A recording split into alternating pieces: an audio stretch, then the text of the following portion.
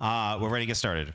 So I am Chris Kona. I'm the town moderator for the town of Richmond, and I'm grateful for everyone for coming out to the annual regional school district meeting and public hearing for the FY27 Charahoe budget. So as I mentioned, we're required to have a quorum of 25 voters from each of the three towns, Charlestown, Richmond, and Hopkinton. And Angela, do we have such a quorum?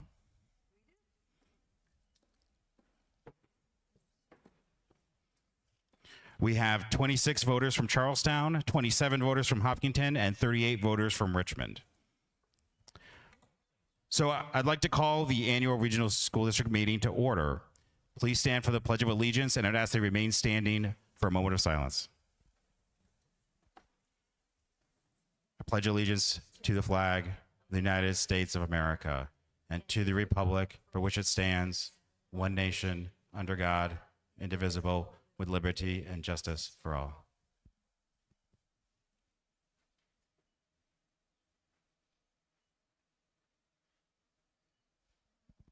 Thank you.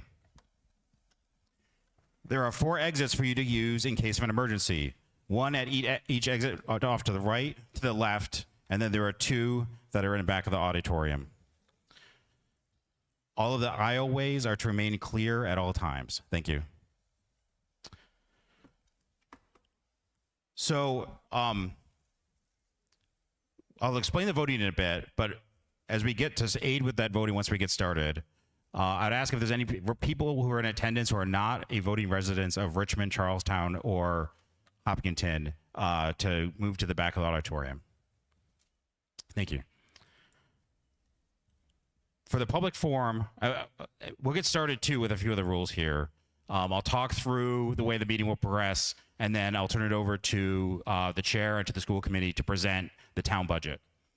When we go into the public forum, we'll have a few rules. So anyone wishing to speak must approach the microphone so that everyone in the room can hear.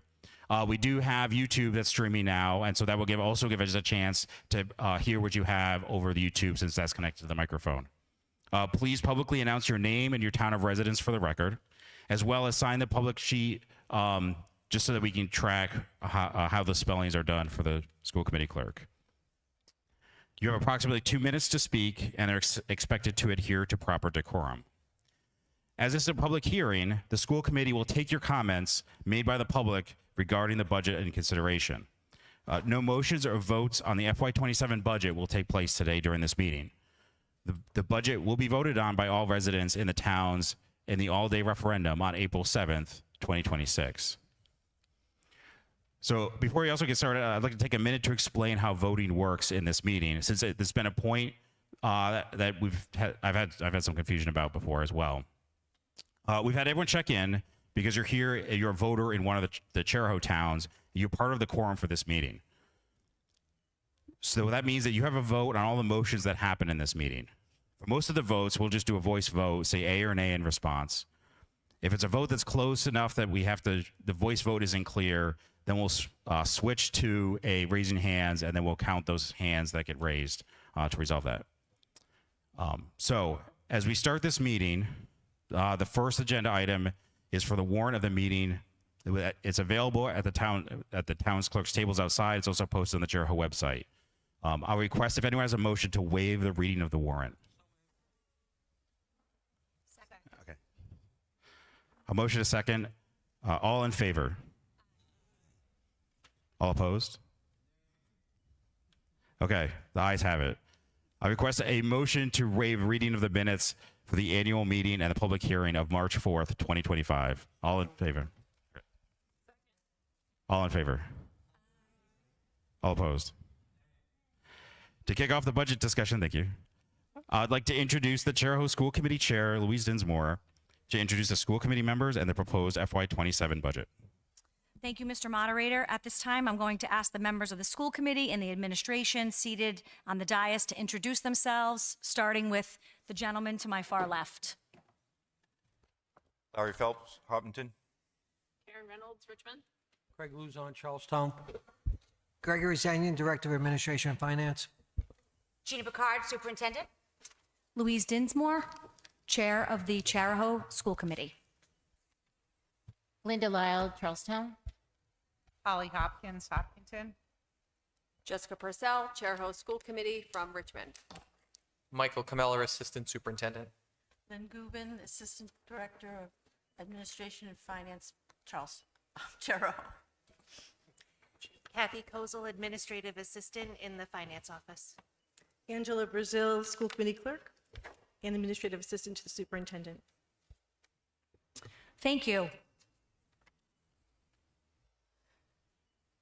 The school committee approved the fiscal year 2027 budget in the amount of $70,788,018, with town contributions representing $62,223,858, which represents an overall increase of 4.75, and that includes state aid.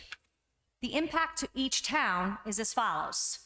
Charlestown represents an increase of 4.05%. Richmond, an increase of 4.11%. Hopkinton, an increase of 5.80%. The impact to each town without state aid and reflecting local contributions only is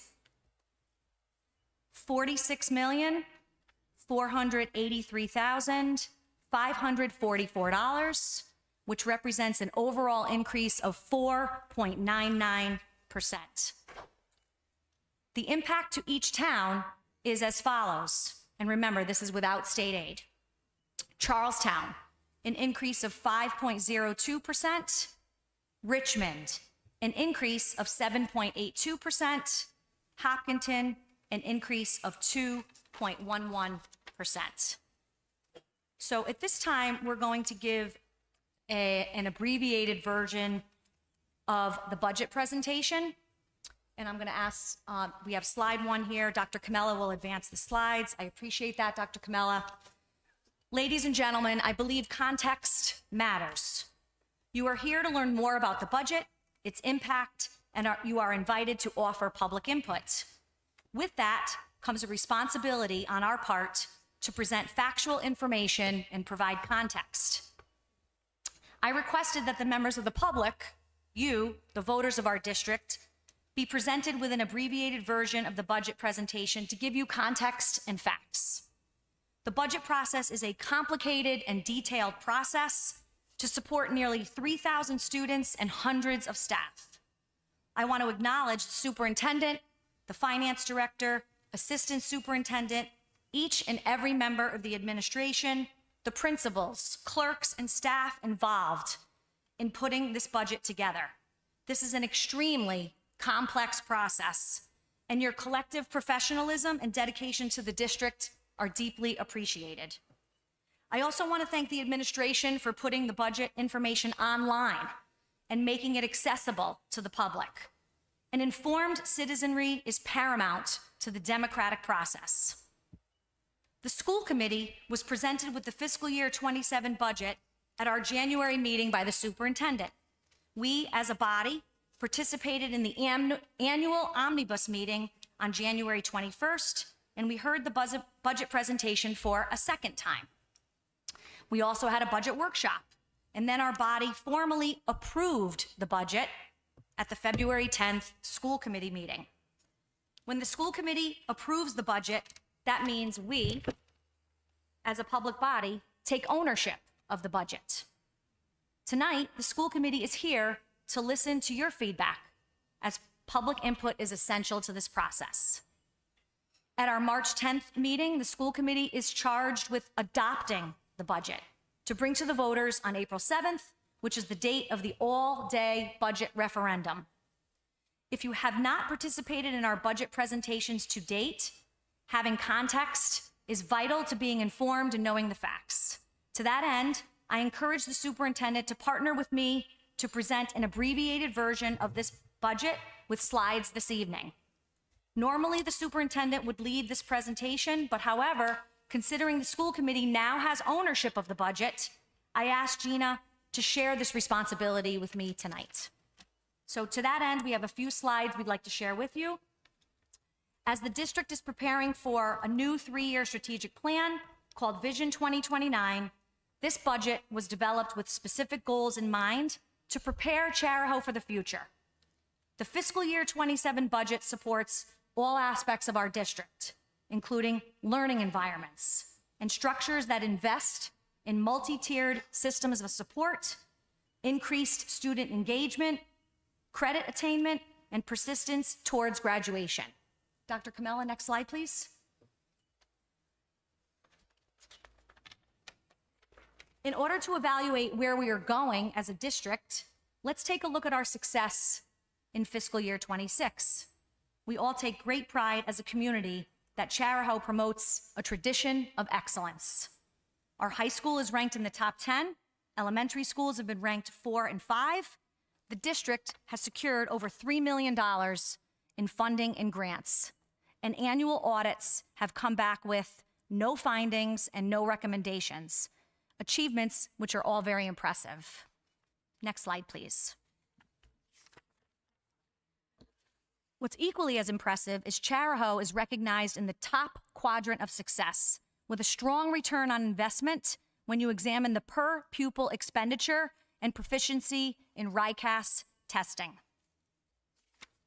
Next slide, please. The next slide outlines how public education is driven by fixed costs. Costs that are fixed by law, costs fixed by contract, and costs that are inflation-driven. How is public education fixed by law? There are requirements Charahoe must satisfy for transportation, for special education, curriculum mandates, and for safety and facilities. As you can appreciate, these requirements have budget implications. How is public education fixed by contracts? There are collective bargaining agreements that determine salaries, benefits, and health care. And fuel, electricity, supplies purchases, and service contracts are driven by inflation and continue to increase each year. I do want to point out that Charahoe has a fund balance, and the status is such that our fund balance currently accounts for under 1 month of expenditures. To no surprise, our auditors have recommended enhancing this reserve. In fiscal year 26 alone, we allocated $3.1 million from the fund balance to lower the contributions to education from our member towns. As the superintendent has said many times, we cannot maintain this practice and this rate of withdrawal. At this time, I'll turn the presentation over to the superintendent. Thank you. So a few things that we thought were really important is where does the money go? Because I think that's where we want to make sure that the investment for your taxpayer dollars, which are greatly appreciated, and you're all sitting in a brand new auditorium, compliments of the bond for the main campus. So we want to thank all of you for that. These things don't go unnoticed and or underappreciated. Our students are absolutely ecstatic to be able to perform in this auditorium, both at the middle school and high school and our elementary levels coming up. We're excited to have our honor ceremonies. It's thanks to the school committee here that has continued every year to come forward with a budget that represents the needs. The difficult part of that is the dollars are only stretched so far. Truly, our state has come up with more state aid every year. The last 3 years that, since Rep. Carter, Rep. Spears have joined the team of representatives at the General Assembly, we have seen an increase every year. However, this year, Richmond and Charlestown saw some decreases, and we're still fighting for those dollars, and we've only just begun because we're in the beginning of the process at the State House. There are the chair spoke about staff and benefits. We have over 500 employees, so that's very different than town budgets, and we recognize that. And with that being said is, we are an asset to all 3 towns. We have members who are work here, have their families here, and they want to make sure that the school district is an asset. And the quadrant of success shows that we are for every tax dollar that you provide us, and that we greatly appreciate. The instruction, the requirements that are necessary to ensure that we move students to the future, not just provide and people will say, well, reading and writing and arithmetic, absolutely. but reading and writing to me to be critical thinkers in the complex world that we live in. And that could be in the welding, that could be in all kinds of opportunities. Career and tech is our beacon here at Charahoe. And many of the services have been dwindled away through grants that typically were involved for career and tech centers. Charahoe was a career and tech center, and the state only had 10. Now what's happened is many charters have opened, many state funds have been allocated across different agencies or different state-run schools like the Met or Davies, and those Perkins dollars that we used to see that helped us thrive in CTE have been taken away and had to be placed back in operating budget this year. Our students have to do their medical clinicals for our health and career pathways. They have to get to their services and their electrical work to be able to continue on their programs. We work with Habitat for Humanity to get on site. We just were asked by Brown to contribute to a grant that would allow more homes to communities in Charlestown, Hopkinton, and Richmond. So please know that we continue to be able not only to get dollars for our students, but to access those dollars to help improve each one of our communities here. So that instruction looks different, but it's very important. And I think when we brought our agriculture program pre-K through 12, and we are invested in our farm to school program, we're highlighted with those level of instructional supports. But that comes with increases. For example, waste management is now a state mandate, but it didn't come with any funding. And we had a grant that was, a federal grant that was providing us that support and services that was removed from federal dollars. And now the Charahoe was one of the only districts that had that grant. But we're asking, and Charlestown actually just passed a resolution with one of our students, Esri, who presented to the council about how they could support Charahoe and its community by getting state funding for waste management.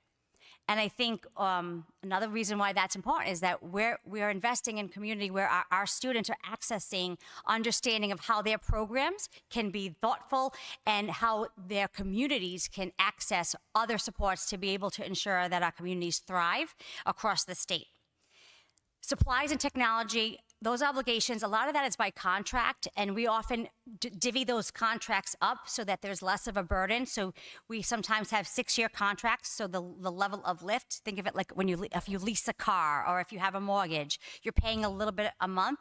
So we try to make sure that we can get the contracts as long as possible so that we can ensure that the dollar impact is as little as possible, but things come around. I mean, Chromebooks, we went from a 4-year review to a 6-year review, and once they hit 6 years, you need to update them because the technology moves quickly and it's only as efficient, and the students rely on their devices throughout the day. Now, we've been asked about, will it be cheaper for textbooks? It isn't. It actually, paper costs more, the site licenses, but we are balancing our educational curriculum in our elementary schools, middle schools, and high schools to ensure screen time is thoughtful and strategic as they get older, and they're able to utilize it and be really critical, thoughtful users of that. Facilities and transportation is where the majority of the increases continue to come. Our elementary schools are significantly aged, and if you look at just our budget transfers, you will see every dollar that we cut for custodians and maintenance, we have to put back in because we have emergency. The blizzard that we just had right now, I'm at $125,000, and I'm afraid to ask because that was at 2 o'clock. And that's for, blizzard snow removal, unprecedented. Those are the things where now that fund balance is much thinner than it was, and there's not much left. And just to be really clear, the fund balance isn't a surplus. So what happens with that fund balance, when we take away all that, every dollar we don't spend goes right back into member contributions. So we take 2.25 right now is in our budget of our fund balance. We took 2.25% and we allocate it into our fund balance for emergency purposes. And then the auditors tell us how much is a robust, we don't have a robust fund balance. We have what they would call a catastrophic fund balance that with one windstorm, we are looking at no money. And at that point, the Auditor General will step in and would be requiring towns to think differently about financing. How do I know this? Because I also sit on a school committee that's having that same conversation tonight. Many districts are having that conversation. Cranston's having that one tomorrow. local contributions have not kept up with state aid. The state will say that they do fund education, but it's, and there are some cases where they're underfunded. So at that point, I'm going to go to the next slide, Dr. Kamel. So knowing this, we knew we had to make sure we had reductions. Prior to giving the school committee this budget, we have cut 9 certified staff, 5 support staff. We're hoping, you know, through retirements and attrition, it will not impact and have to come through layoffs. But the state law allows us to lay off up until June 1st. And that's not necessarily where I believe the cuts should continue to come, but we were able to review staffing, review current retirements, and try our best to really sharpen our pencils. And the budget as it stands is what we. It's going to be a change of services. You will see different ways that we'll have to sort of operate busing and bus stops, and there'll be noticeable changes. But with that being said, and with $2.5 million already cut, I have said to the school committee, you know, and I know many of them have not offered up any other cuts because they recognize we're at a point now where cutting means it's people, and that means services and student programs are in jeopardy. And the staffing attrition has been, we've been really mindful. If you've noticed across the state, they've had multiple layoffs. We were able to really manage our thoughtful transition. Both Mr. Zani and Dr. Kamel are excellent partners with our team, and we were able to, we do 5-year forecasts and 10-year forecasts, and those are available online to anyone who wants to see that. And with those forecasts, we're able to really project out to be mindful, which is why, you know, when we know we're at a point of critical review of the budget, we let the school committee know. And sometimes the school committee takes risks. We did that a couple of years ago, and it didn't serve us well, and we learned from it. But in the end, please know, when I make a recommendation, I do it knowing that I'm not going to make everybody happy, but my number one responsibility in the law is to ensure that the budget I present to school committee and to the taxpayers is one that will provide the community with the services that they want. And that's now what it comes down to. The school committee has to make decisions about what do you want? I'm recommending what we have and how do we sustain that to ensure that our students who are the most vulnerable don't lose any supports, that our students who can't get to school still have their bus stops. Because I don't know about you, but if my kid misses the bus, she can walk. It takes 10 minutes. Nobody's walking here. It's not even possible. So oftentimes they'll miss school. So we as a rural district, and I'm advocating at the State House, we really need people to understand that transportation is a driver. We put almost $4 million in transportation before we hit a classroom. That doesn't happen in Barrington. That doesn't happen in Cranston. That doesn't happen in Providence. The transportation costs in a rural district are very, very different, and it's not part of the funding formula. So why is that important to mention tonight? Because when we're doing these reductions and reallocations, the funding formula, and by the way, the Blue Ribbon Commission, if you go on our website, you can see my volume 1, that commission, and I've already explained that to David Cicilline, it's misinformed.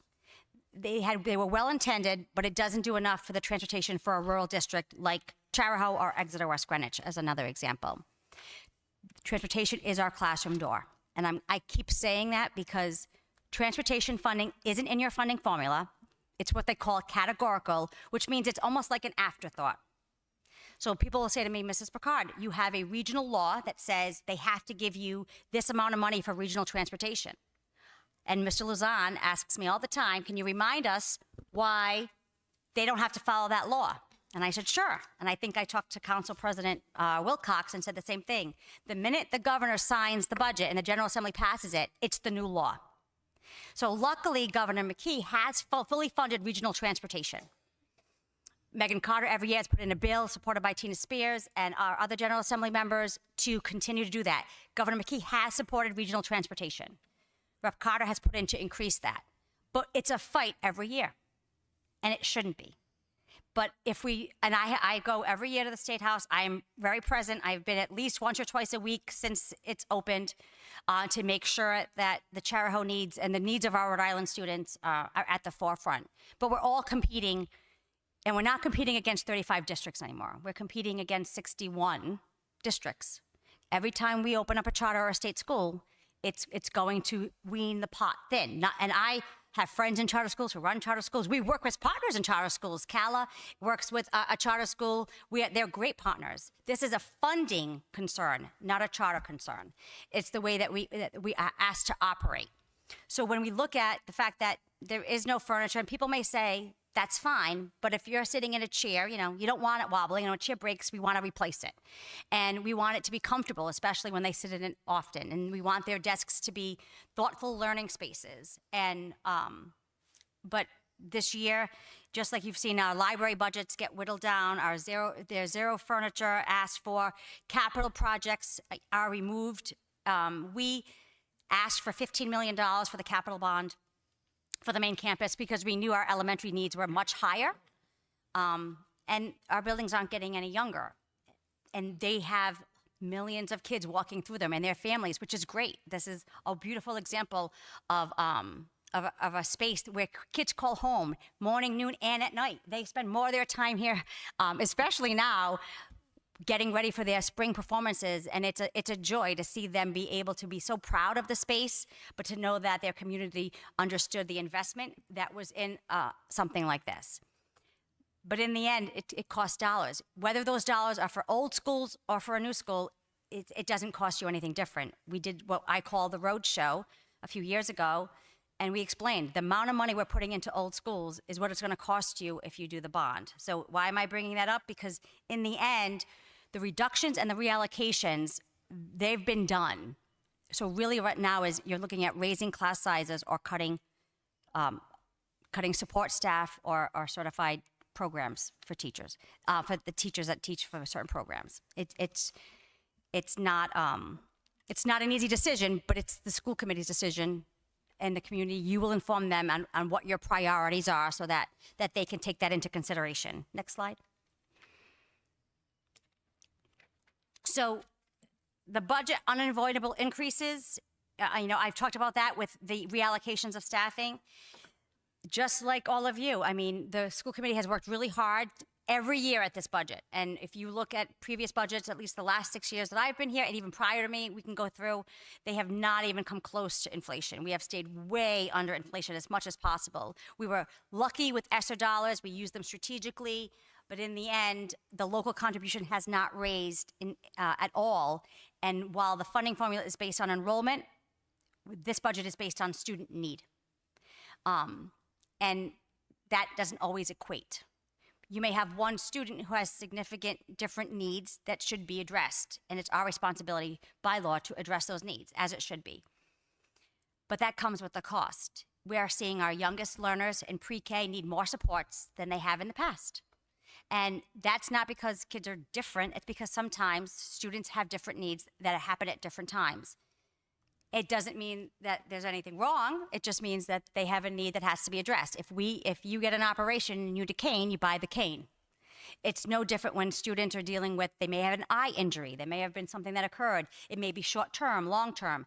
As those things happen, we have a responsibility to their families and to them to adjust their education and their services so that they can get their free and appropriate public education. We don't take that work lightly. We do that work every day, and I'm very confident in our principals and our staff that work really hard to ensure that every service provided is thoughtful, strategic, and is in the best interest of students. I will continue. We are getting our transportation audit tomorrow, a draft, to let us know that audit was asked by the school committee to see how we could save money. My superintendent colleagues across the state have shared that all of them have saved something, even if it's one bus. So I'm hopeful. I don't know. Pawtucket told me that they could do 20 buses. I'm not sure. 20 buses probably would be a lot for us, but even one bus is about $100,000, $95,000 in savings. So there's still things in the air, which makes these meetings difficult as well because you don't have all the information. We only know the best that we know in this moment in time. And that's what you have in front of you tonight to be able to give the school committee feedback. And I think they've been really mindful of that feedback. Every year I've watched them make very difficult decisions for everyone. And I think some of us have already felt those impacts. But in the end, we've sustained the quality that is Charahoe, and we're really proud of that. And that's our goal, is to continue to give you strong return on your investment. We recognize any increase is never easy, but what we wanted to share is that really the increase in spending is because of inflation at 2.76. Nothing in our budget is new. We're not asking if anything in addition. We're trying to sustain programs that our kids are relying on to ensure that they have a thoughtful education and ensure that their families are proud of the schools that they send their children to school. So I'm going to pitch it back to the chair. Thank you. Thanks for that overview. Thanks for that overview, Gina. I appreciate it. So this next slide reflects the impact on member towns based on the governor's preliminary state aid figures.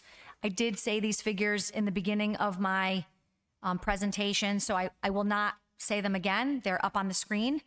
So on the left side, you'll see our overall fiscal year 27 budget with state aid. And then on the right side, this is the overall budget without state aid that reflects the actual impact on the towns. And we'll go to the next slide, Dr. Kamala, please.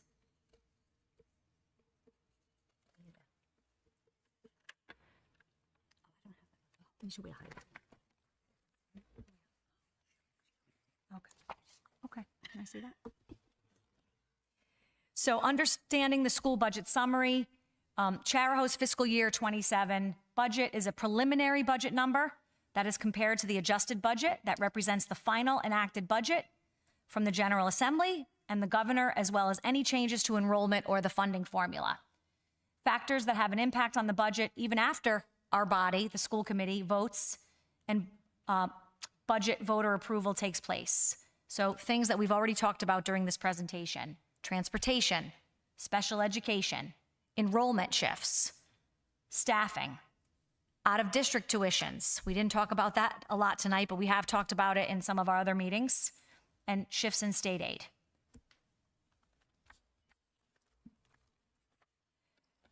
Final takeaways. Charahoe delivers strong outcomes with clean audits. Budget increases are driven by the district strategic plan, law, contracts, and inflation. This budget sustains quality while managing risk. And the budget strengthens the systems that already serve students well while ensuring those systems are coherent, aligned, and sustainable over time, and sets the stage for Vision 2029. Our goal as a body, as a district, a sustainable budget that serves all kids all the time. And with that, I will turn the meeting back over to our moderator. Thank you, Madam Chair. At this point, we move on to the public hearing portion of the agenda. So if any of those would like to come up and make a comment, as I mentioned, I'll keep a timer for 2 minutes, and we'll go from there. Please raise your hand if you'd like to come up for public comment.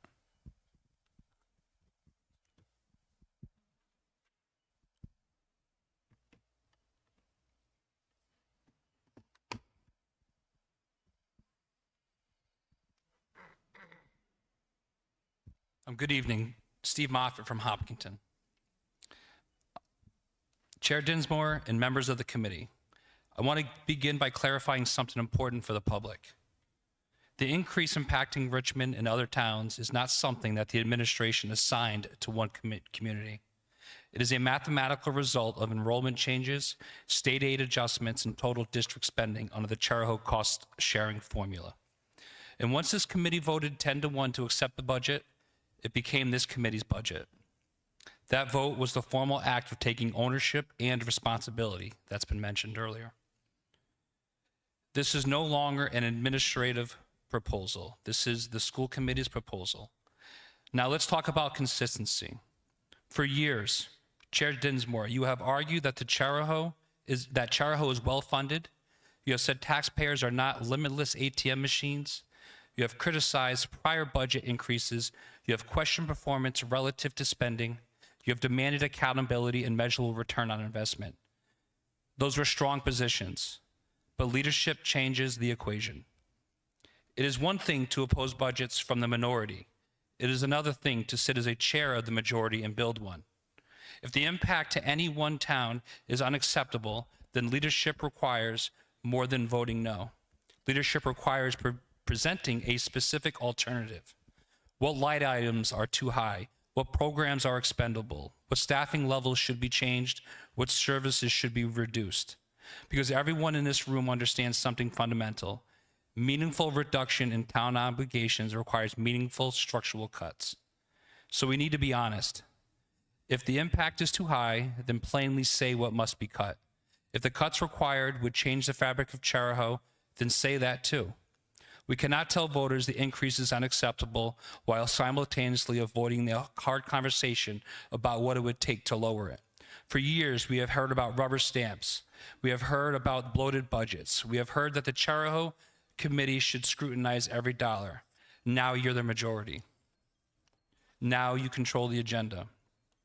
Something I'd also like to address. Public confidence in this district that's your 2 depends minutes. on clarity. What's that? You're at your 2 minutes. All right, should have given me a heads up, but Thank you.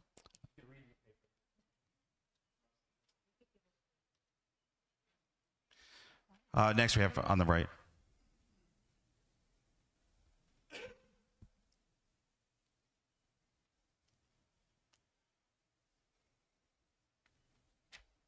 Hello, my name is Julia Grames. I'm a resident of Hopkinton, and I am very proud to have a 7-year-old in the 1st grade at Ashway Elementary School. I want to thank you all for the time and thought that you've put into all of this. I'm proud to be a resident here, to have such caretaking done on our town, and I'm grateful to have so many fellow residents who take this much care. I also want to specifically thank you for protecting our amazing staff. My son's teachers have changed his life, and I'm so glad to hear that layoffs are not in the picture. I also want to give a huge vote of support for the bus drivers. It's such a big deal to put your kid on a bus, and just we feel so safe with these ladies who take care of our kids every day, so thank you for all of that. This is a tiny, tiny drop in the bucket of the budget, so there's probably nothing effective here for you, but I do want to lodge a complaint about the use of Chromebooks in kindergarten and in 1st grade. This has been the bane of my existence for the last 2 years. I worked to raise my child screen-free, and to watch little 45 and 50-pound kids carry a Chromebook to and from kindergarten and 1st grade is pretty depressing when I've been, all the science shows that attention span is built by avoiding screen time until age 10 and above. I was really dismayed to learn that literacy is taught through videos on Chromebooks, and I do not ask my son to comply with his Chromebook-based homework because I find it really harmful. So we do text-based reading instead. So if there's any revision in the budget that can be for those early years and the use of Chromebook, at least one voter would be very happy to see that. But I want to thank you for everything else you've done here, and I'm proud to live in this town. Thank you. Thank you. Thank you, Ms. Grace. Sorry, we have a woman in the center. I thought I saw a hand somewhere in the. It's out there. Okay. Anyone else? Okay.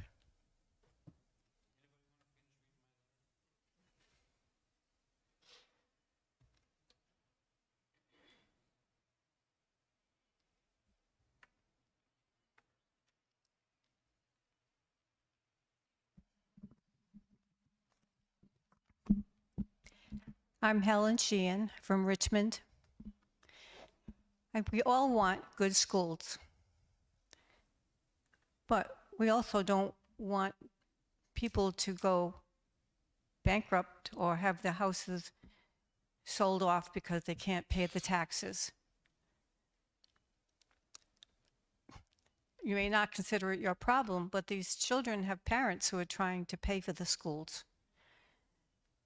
So, yes, and I do care. I live in Richmond, so I particularly don't like the percentage increase in Richmond. That's a gigantic increase. One of the things that you mentioned was the 3 ways that you are stuck with the bills.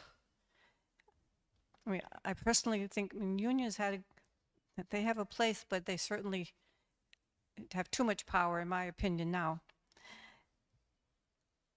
Because people in the rest of the world, we don't get those kind of benefits that people in the schools get. But you did mention we have all these unfunded mandates. We should really look at how many of those mandates we actually need and get our lawyers to fight the state. You're going to a meeting tomorrow with other superintendents, see if they'll get together with you and see if you can fight back against some of these mandates that cost money, but they're not really necessary. Thank you.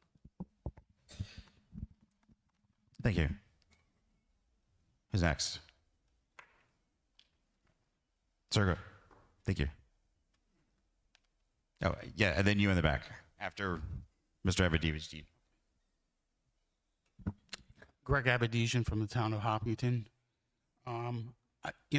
We all waited patiently for us to get our quorum.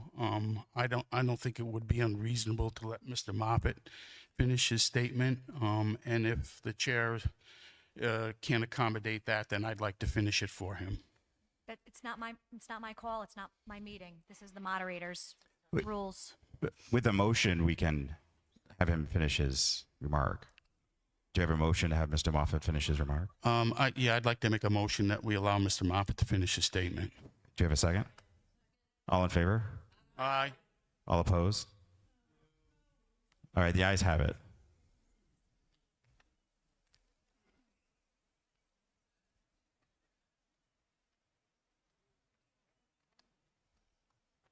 Thank you, Mr. Moderator. Also, I want to address something larger. Public confidence in this district depends on clarity and consistency. When rhetoric shifts depending on who holds the gavel, trust erodes. When messaging suggests the administration is driving the increase despite a 10-to-1 vote of acceptance by this body, that confuses voters. Ownership matters, transparency matters, students matter. The fiscal responsibility matters. Those principles are not mutually exclusive, but they require serious, detailed work. This district serves nearly 3,000 students across 3 towns. Decisions made here affect the educational opportunities, staff stability, taxpayer confidence, and long-term financial trajectory. These are not symbolic votes. They shape the future of Cheraho. So I ask the majority, and especially the chair, if the impact is too high, what specifically would you change? What is the alternative budget? What is the plan beyond voting no? Because the public deserves more than just dissatisfaction. They deserve direction. This budget now belongs to the committee. Lead with clarity, lead with specifics, and lead with accountability. Thank you. Thank you, Mr. Moffett. Sir, I know you waited patiently with the beard and the jacket in the back. Thank you.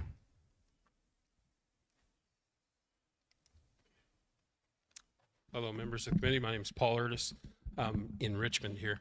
And I do appreciate Mr. Moffat's remarks to an extent that I don't agree that it is the duty of one individual to come up with an alternative plan. I think there was a big shift in the school committee at the last election, which represented a will of the people. I personally am kind of confused as some were elected, especially the Republican representatives, who seem to have not upheld that portion, at least in examining and review.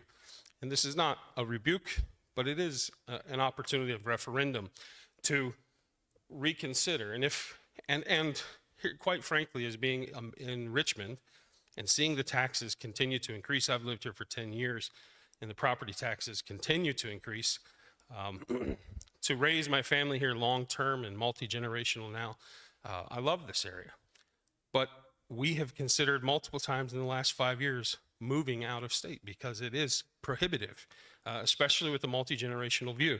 And so we love Cheraho. My students have succeeded well. We love the teachers and the staff, and they've had a wonderful experience here. Sometimes it is the time to have the difficult decision to reconsider what programs are vital and which ones aren't.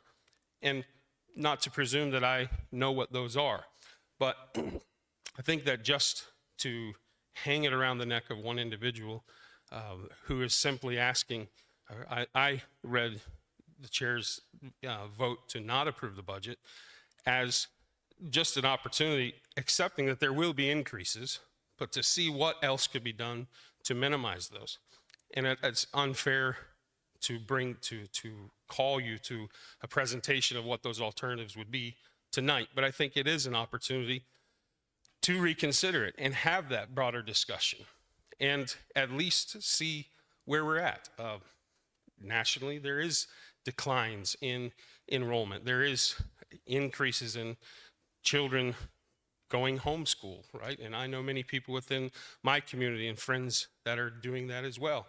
And so those things all do have an effect, but they also have a back end effect, all right? And so I'll just voice my opinion there that I hope that there is, as the school committee has voted to adopt the budget, or at least to approve the budget, that they will take into consideration.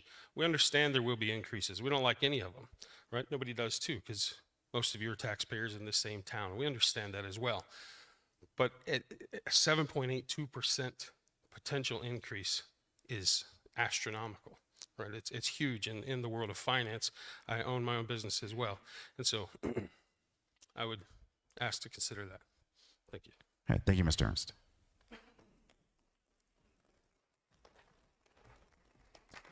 Do we have another speaker? Mayor?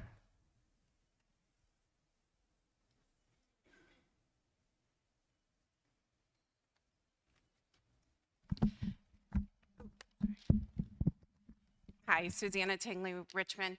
I've watched school budgets before, and both left and right, when the budgets are presented, most of them were not comfortable with an over 3% increase. This is a huge, heavy ask. And I also don't exactly understand how this, equates to a tax increase. I didn't think it was legal to have an over a 4% at one time increase in taxes. I would ask anything that's in this budget that was put in through ESSER funding immediately be taken out. Those are supposed to be one-time uses, not reoccurring costs.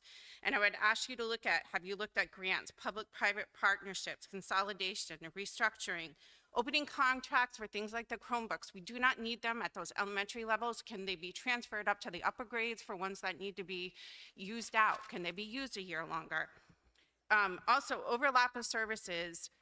Some of the things we're doing in schools, while they may be good, have historically been done through private insurance. Is it time to move some of those services back to the families and the home service? These tax increases are going to be crushing to my husband's not here tonight because he's working a second job.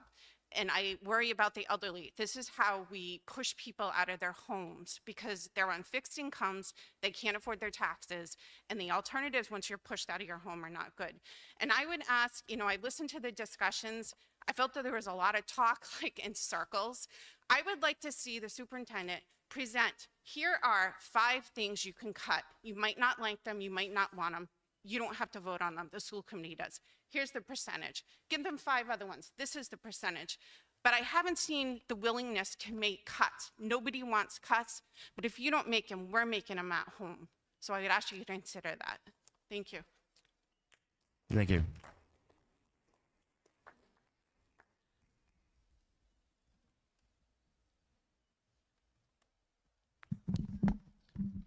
Hi, thank Goldie Williams from Richmond.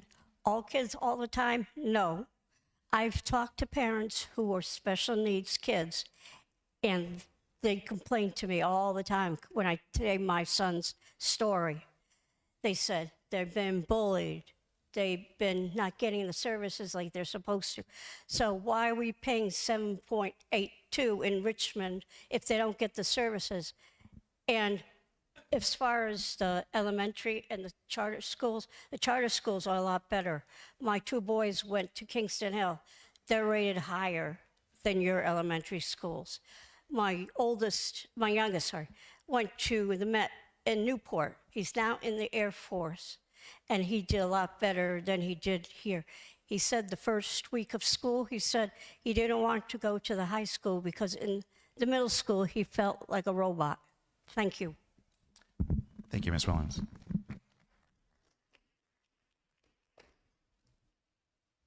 you have any other speakers?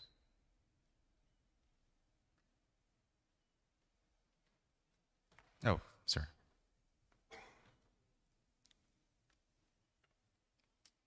Hello, my name is Andrew McCoy. I'm from Richmond. People come to live in this community, Richmond, Hopkinton, Charlestown, and for a lot of reasons, but one of the reasons is because we have good school districts. As the slide showed up above, you know, we have a top 10 high school in the state. That's nothing to, it's not something you want to give up as a parent or grandparent, as someone, as a resident of the community. You know, in general, over the last few years, the school district has reduced from 4 to 3 elementary schools because they've been trying to consolidate and trying to save money for the district. And at the same time, trying to get new elementary schools, which we're now paying more for maintenance because we didn't get new elementary schools because the voters of the town said it's more important to, you know, as my mom would say, to be penny wise and pound foolish. We're gonna save every penny, but we're not gonna do the needed things so that we have good schools and a good community. And from what I've seen living in this district between Charlestown and Richmond in 20 years, overall, the school district has tried very hard to be responsible stewards with the taxpayers' money. And the towns are now having to look at the fact that there's higher maintenance costs and transportation costs because they're not providing the necessary maintenance or new schools as needed. Thank you. Thank you. Yeah.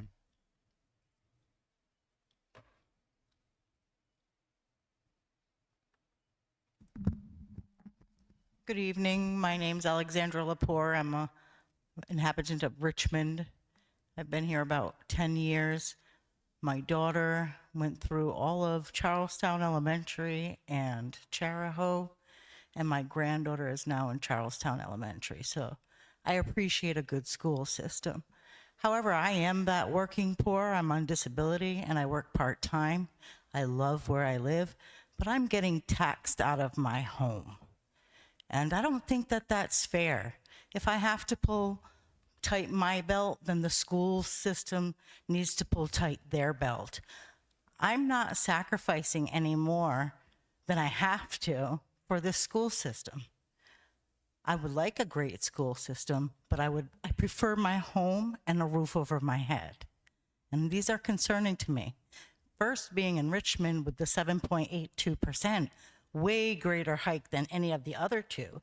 Why is it not evenly distributed in between? I know you guys have a charter or something, and I don't understand much of these things, but it is not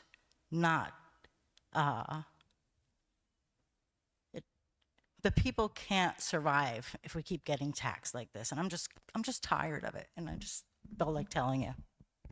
Thank you. Thank you, Ms. Lepore. Sir.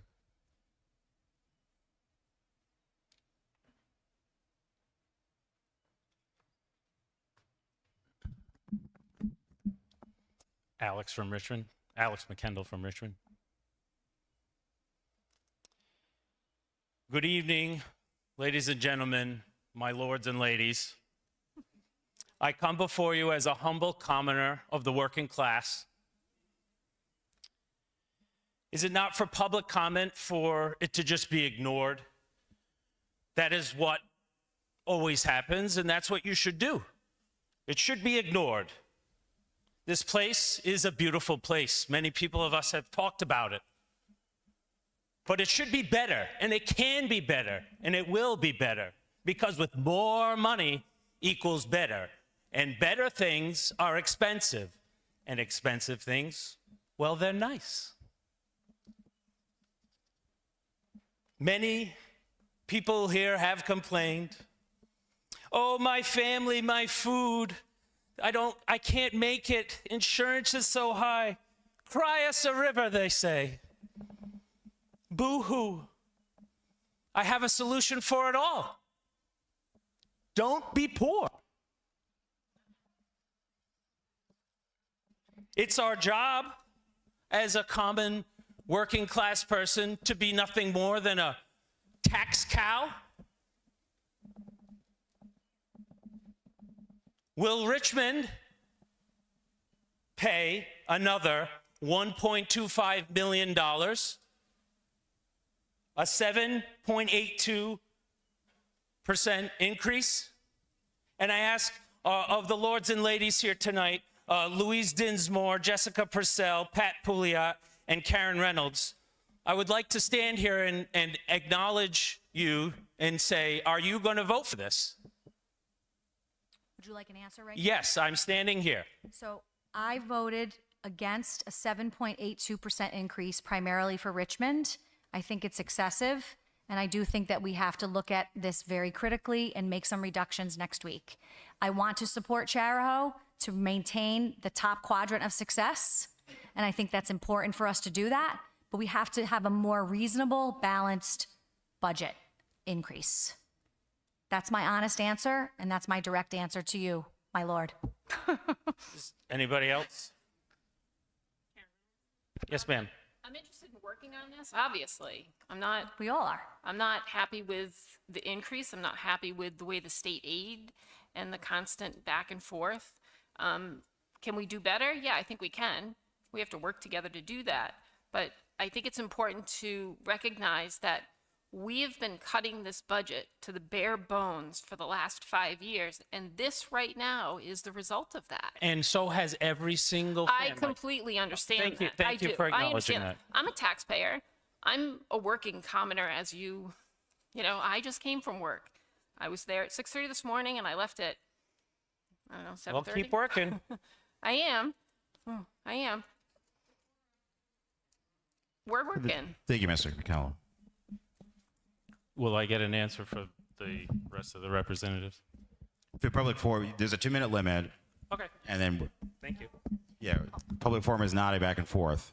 Though Okay. I'm Thank you, happy if sir. one of the school members wants to comment on that, or school committee members.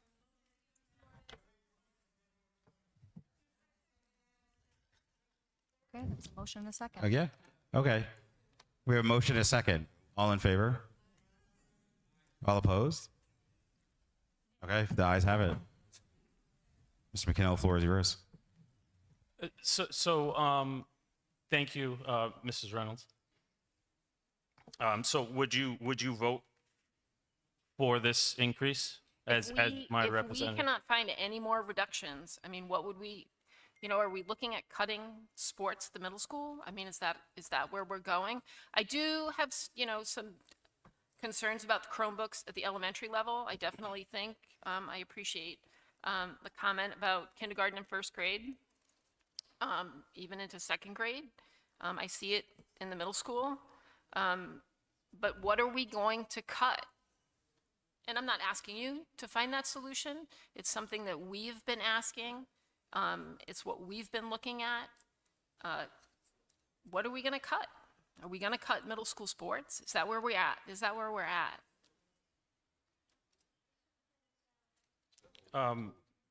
Ms. Purcell? Yeah, to start, I just want to talk about the 7.82%. I do think it's not an accurate picture of the increase to Richmond. That does include state aid, and it's larger because the state aid, we lost $330,000 of state aid. That's part of why that number is larger. Without the state aid, the local contribution, the local increase is 4.11%. To so Richmond. It's still to Richmond, right? So there's different numbers involved, and I keep hearing the 7.82, and I understand that's alarming. It absolutely is much higher than we've seen, but that has to do with fluctuations in student enrollment and fluctuations in state aid. The number locally to Richmond is 4.11%, and I would hope that when it gets to the town level, there will be some increase in revenue to help offset that as well. Of course, there's also an increase in town services, but this school committee approved a contract for the teachers with 3% increase in raises because they also work, and they also work very hard. The teachers and staff in this district, we raised the bottom wages the lowest step for education support professionals from $16 to $20, and we filled all of our custodial vacancies. So at the same time that I can understand how it's difficult to pay your taxes, it's also important to make investments in the students and staff that are also part of our community.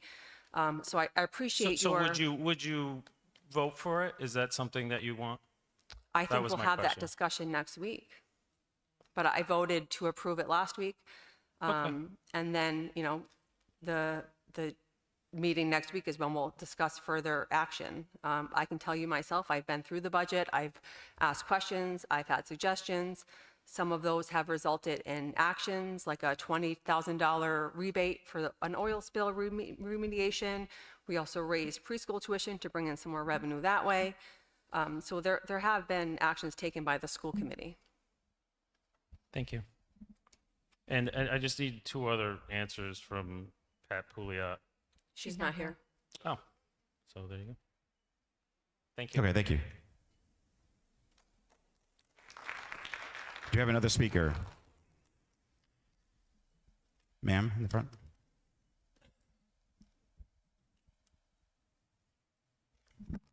My name is Jennifer Sylvia from Hopkinton. I love Charahoe. I graduated from here in 2002. I'm very happy to be sending both of my children here. The Chromebooks are a big concern of mine. Huge, huge concern. I try to limit screen time at home, and studies are now showing that, unfortunately, I can't state any off the top of my head, but other countries are beginning to dial back the technology in schools, and I'm just wondering if we have done any long-term studies on the impact of how beneficial the Chromebooks are to the learning experience for our children. Again, I understand that it's important for the kids to be competitive in the world once they leave Charahoe and go on to be able to use computers in the world. But I took a typing class, I took a keyboarding class when I went to high school, and I learned from a textbook. And I really, really do believe that our kids would be better served with much less screen time. And I'm not sure that the Chromebooks are really helping them. Both of my kids struggle with attention. Some of that is for medical reasons, but I truly believe that the Chromebooks are not helping our children. They come home and all they want to do is be on that stupid computer. They're on YouTube. They're losing their imaginations. They need more time in recess. They need more time to move, more time outside. That's what these kids need. And I really would implore the school committee to look at maybe reducing the amount of Chromebooks and technology. And maybe that could be a cost savings. Thank you. Thank you, ma'am. Sorry, the green hat.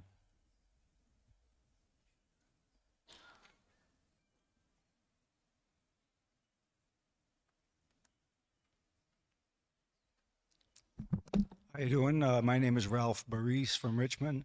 My wife told me I had to be nice, so I'm just going to mention one thing. Since the state of Rhode Island is designated as a sanctuary state, we won't be getting $5.5 billion for the governor's budget. That's going to trickle down to all of us. We're going to be on the hook for it. Thank you. Sir?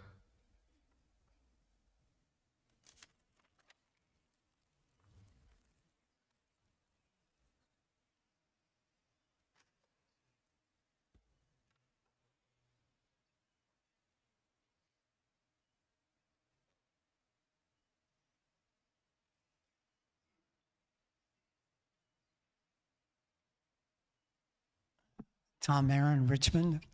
Thank you for this opportunity to express my thoughts. I'd like to thank all of you for your hard work, your time, your energy. You got a tough job, an important job, a complicated job, and you're up against all kinds of stuff. But 7.82% for Richmond should be clear as day. No way. No way. No way. You can't do that to our people. You can't do that. You got to find a way around that. Thank you. Thank you. Sir?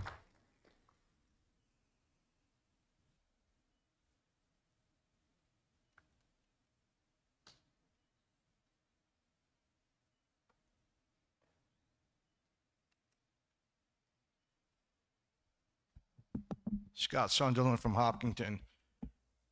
The big question that nobody's asked, how much do we need to cut from the budget? What is the figure? Has anybody come up with that number yet?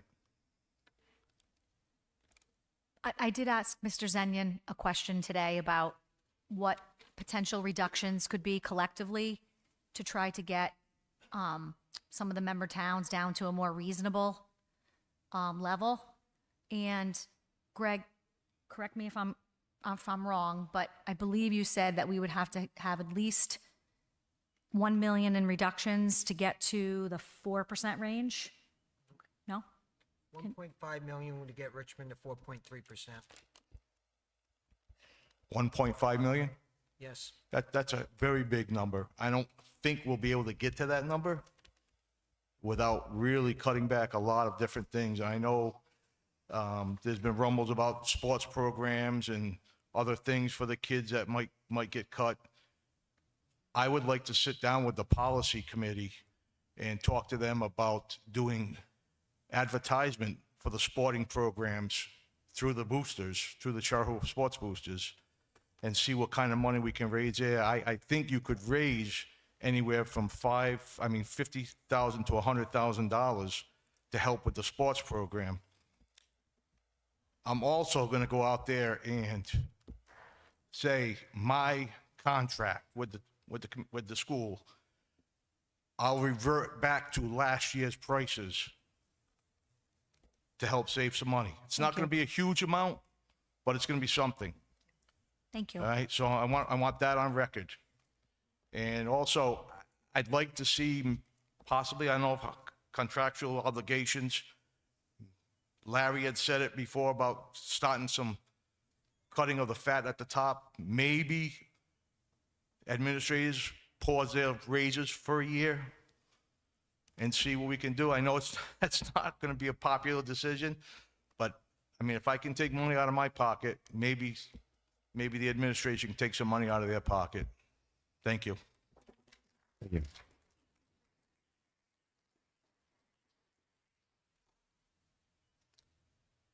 Have another speaker?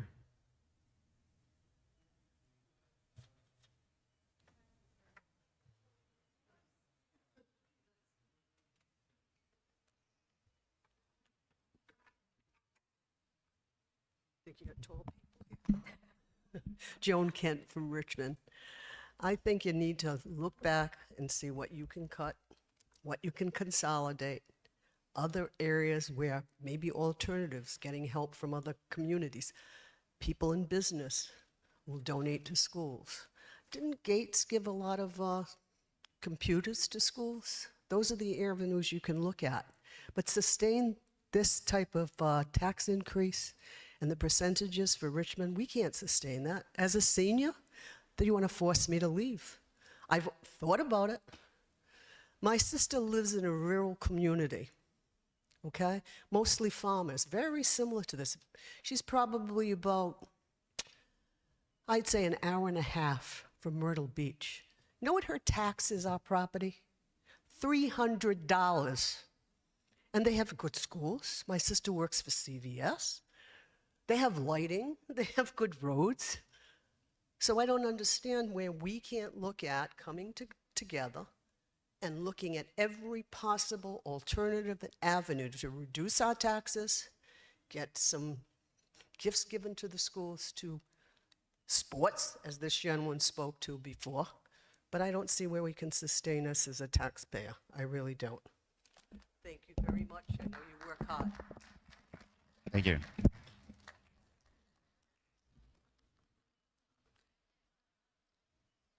Do you have another speaker?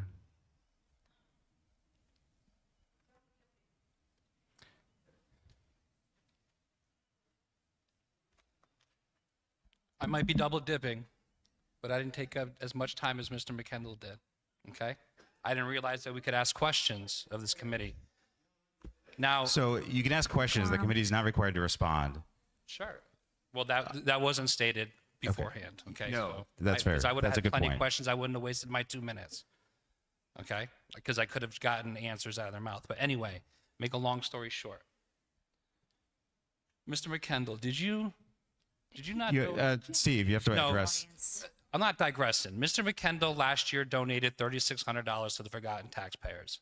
And in turn, Ms. Dinsmore, who was on the board of the Charahoe Rotary, suggested that he receive You're totally proceeds out of from order Casa right now, Honores Chris. Fund. It does. Please. This is not, Mr. McKendall is not on trial here. That is so inappropriate. No. Steve and Alex, please. If this doesn't relate to the FY27 budget. So this is the person that's been harassing my special needs son. So thank you, everybody. Steve, Please don't acknowledge him. 'Cause okay, do we have a public comment that relates to the FY27 budget? Steve, Point of order. please sit down. Thank God you didn't get appointed. Enough. Mr. Moffett, please.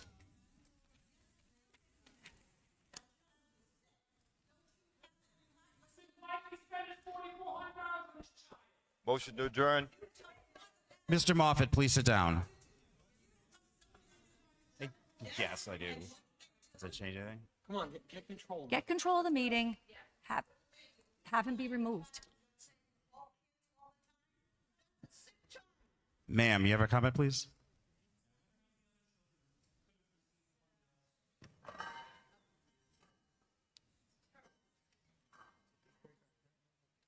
No, she wants to. Wait. Goldie. Mary, please. Goldie, we can use. She's been waiting, Goldie. I'll let you go and then I'll go. I was debating whether or not to come up here, but I feel like we need to end on some positive thinking here because Thank it you. seems like we're getting to the end of this. It is hard for me to listen to concerns and complaints Hey, of I'm people. sorry. Could you state your name and town, please? Oh, sorry, Mary Mason, Richmond. Thank you. It's hard for me to listen to concerns and complaints of those who only tune into the budget during the budget season. Because you have to be present and listen to discourse at the monthly meetings to fully understand what impacts the budget. And perhaps the member towns now need to have a liaison who can attend meetings and report back to them. It's important to keep in mind that the recent audit found Charahoe's fiscal practices are sound, transparent, and responsibly managed. Thank you, Mr. Zen and your team. Excuse me. And on RIDE's dashboard, Charahoe has repeatedly shown it delivers strong outcomes and a high return on investment. This is good news for us, and we should be celebrating that because our money is being well spent. But there are variables that affect the district and by extension the member towns, such as problematic state funding, formula, transportation, special education, the economy, especially because we live in the Northeast. The South doesn't have to plow snow. Ongoing repair of failing infrastructure, the ripple effect of past budgetary decisions and new decisions made by this current committee, as well as unfunded and underfunded state mandates. They're all big ticket items, and sadly, there are those who present their strong opinions about the numbers they see without putting forth enough effort to understand how the numbers came to be. And those finger pointers have directed their anger and frustration at the wrong entity. Ms. Picard has repeatedly and publicly asked for help advocating at the State House for state funding, a true collaborative effort between the district and all three towns, and who has stepped up to that challenge? Last month, a lot of time was spent discussing the merits and misunderstandings of the one-pager. Redirect that energy to championing the needs of the district at the state level. They're already getting grants. They're already doing all that stuff. We need something else that takes all of us as a community to achieve. A 2.25% fund balance that equates to 2.1 million. That's the last figure I had. I'm sorry if that's wrong. It's not going to last. Level funding is not an answer. Nobody likes to pay taxes. Nobody even wants them increased, of course. But it's either that or this committee has some very hard decisions to make. And when it does make those hard decisions, it needs to own them and not go back to the member towns and undermine their budget processes.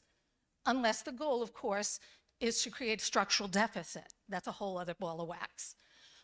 We're doing good things. Our money's being spent well. We need to step up too. Thank you.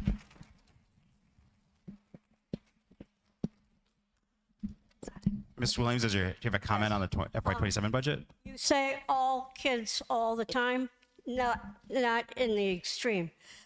Kids don't get services they need, even if they have a IEP or 504.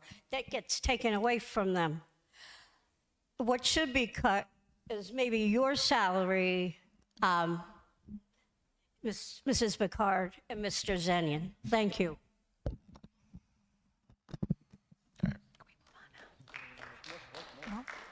Sir? We're here to talk.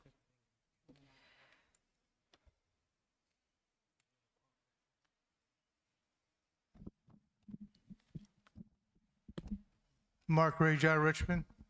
I just want to say I retired recently and I'm on a fixed budget, so is my wife. I have medical issues from being in the Navy, so I'm not an open book. I'm not an open bank. If you want to cut something, look at the transportation. You have people driving their kids to school. I see buses go by my house that are half empty. Why aren't they full? So there's one way of saving money. Another thing, in the South, I lived in Virginia Beach, Virginia for 28 years, and we do plow the streets down there. And when it snows, they cut down the schools.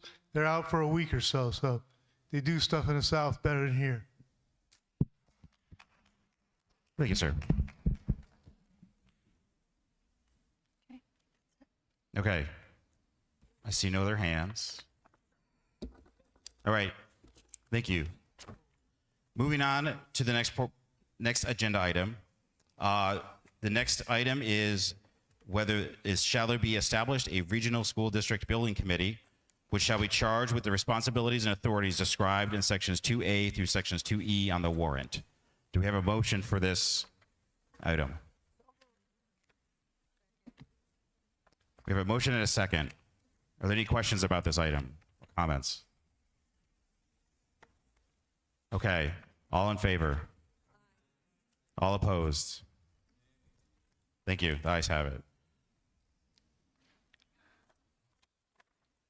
The next item on the agenda, shall the budget of the Charahoe Regional School District for the 2025-2026 fiscal year be adjusted as to allow the transfer of funds in the amount of $15,000 from the capital fund balance for the purposes of providing funds in said amount to the Regional School District Building Committee, which funds are to be used by said building committee at its discretion for necessary and proper expenses it may incur in carrying out said building committee responsibilities as charged by action of the voters of this regional school district assembled in a regional school district meeting, provided, however, that such funds which are not expended by this building committee shall be returned to the general fund of the Charahoe Regional School District. So move. All in favor? Oh, I'm sorry. Are there any questions? All in favor? All opposed? The last item, shall the budget of the Charahoe Regional School District for the 2025-2026 fiscal year be adjusted as to allow the transfer of funds in the amount of $100,000 from the capital fund balance for the purpose of providing funds in said amount to the Regional School District Building Committee if needed, exclusively for use as a refundable deposit for acquisition of real property for a unified elementary school serving the towns of Charlestown, Richmond, and Hopkinton, to be refunded if A, the act of a General Assembly authorizing issuance of bond for the unified elementary school district is not approved by the electors of the regional school district, or B, if the purchase and sale agreement for the real property is canceled in accordance with the terms of the purchase and sale agreement, provided, however, that such funds which are not expended by the building committee shall be returned to the general fund of the Charahoe Regional School District. Any questions? All in favor? All opposed? Oh, ma'am.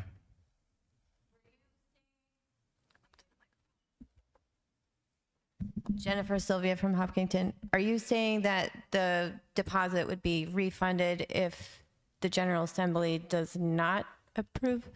If the bond is not approved by the voters in the town referendum, then the money would be returned. Is that correct? I'll defer to you. Okay. You were just talking so fast. I was No, I having a appreciate hard that. time. Yeah.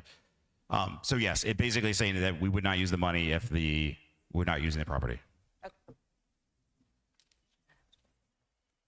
Okay. The ayes have it from the vote. This concludes the agenda of the topic. Do I have a motion to adjourn? A second? Okay, all in favor? Any opposed? Thank you very much for coming out tonight. Thank you for sticking around so we can complete the meeting. We appreciate it.